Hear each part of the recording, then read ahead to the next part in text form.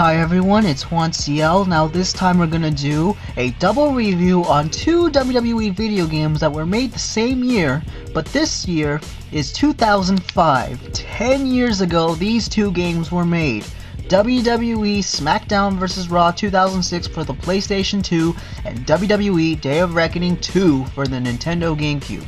Let's first off talk about SmackDown vs. Raw 2006.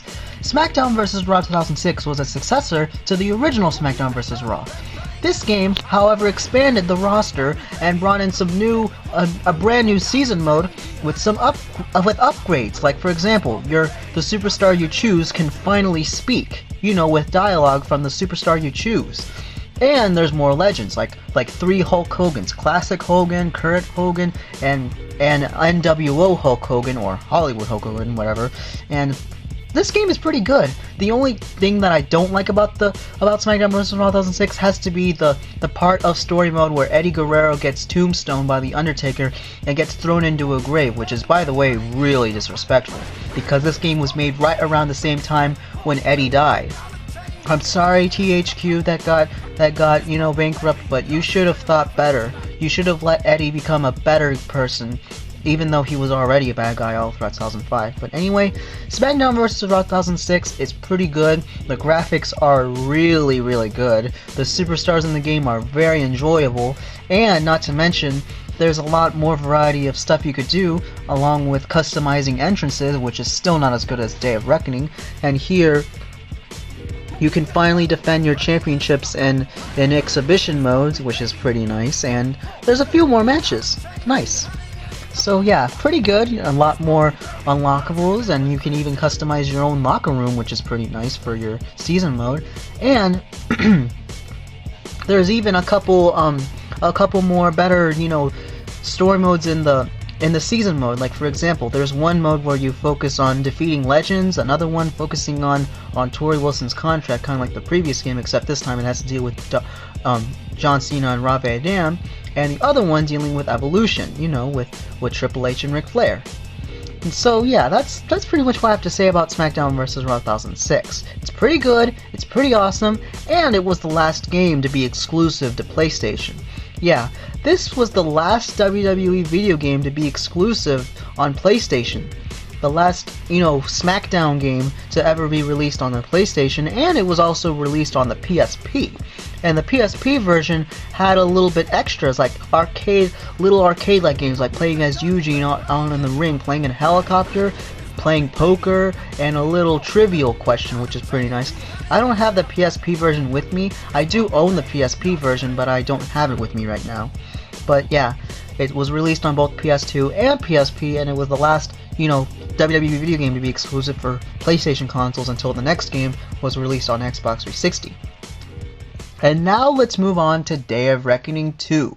Day of Reckoning 2 is pretty much the same as the previous game, except the graphics were a little bit more upgraded, the Superstars roster kind of expanded, not to mention there finally was a ring announcer, but only one. It was only Tony Chimel, so no Lillian Garcia or Howard Finkel as the announcer. We only get Tony Chimel as the ring announcer, but there's no commentary.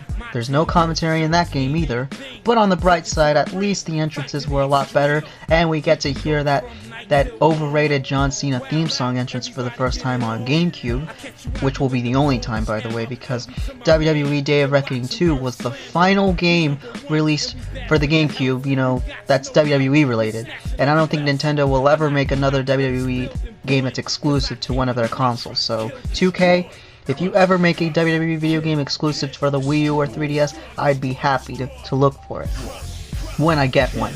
So yeah, the gameplay in Day of Reckoning 2 is pretty much the same as the previous game, but tweaked a little bit better. The camera angles on the ring looks a little bit more like what you see on TV, and there's a lot more. The story mode takes place immediately after the previous game, which is pretty nice with your created superstar, and there's a lot more unlockables for the WWE Shop Zone in the game. And on the front cover, you see John Cena, Stacy Keibler, and Triple H, while in the SmackDown vs. Raw 2006, it's just Batista and John Cena. And here in the back, there's John Cena, Batista, there's Hulk Hogan, and I think that's Muhammad Hassan. There's the Hurricane doing a move on Eugene. Yeah, Both games have similar wrestlers. There's also a few exclusive. Both games have Stone Cold Steve Austin as a legend, by the way. That's what I read up online, especially Wikipedia. It has Steve Austin as, a legend for the first time. Both games don't have the same music. That's kind of disappointing because in the previous game of SmackDown vs. Raw and Day of Reckoning 1, they both had the similar soundtracks. In these two games, they don't. SmackDown vs. Raw 2006 had a lot of music. Had rap, hip-hop, and a little bit of rock, and a teeny bit of country rock in that game. Well, here, in Day of Reckoning 2, it's just instrumental industrial rock music, And it's not just industrial rock, it's just quiet instrumental rock music. They didn't get any songs from SmackDown vs. Raw 2006. It would have been a little bit cooler and a little bit more, not so surprising if Day of Reckoning 2 had similar music from SmackDown vs. Raw 2006. But who knows? Both games are great. It's pretty sad that Day of Reckoning 2 was the final WWE game released on GameCube, and SmackDown vs. Raw 2006 was the last WWE game that was exclusive on PlayStation. But don't worry, Nintendo finally got their own WWE game again, which was SmackDown vs. Raw 2008, while, of course, the PlayStation 2 continued making WWE games until SmackDown vs. Raw 2011 and WWE All-Stars, which I will review much later on, as soon as, this probably next year or something, who knows. But yeah, both games are great, they're fun, they're memorable. If there was one fun game I'd go with, I think I'd go with this one a lot more, the PS2 game, because it's a lot more memorable and I had more fun playing it. It's a lot easier, and there's a lot more variety in that game than this one. The PS2 game had a lot more nostalgia in me than the GameCube game. The GameCube game's a lot harder, especially when you change the counter sensitivity thing. That's what I forgot to tell you about all the GameCube games. The counter sensitivity, where the AI blocks a lot easier. Yeah, that sucks. But hey, they're both great. They're both developed by Ukes and published by THQ.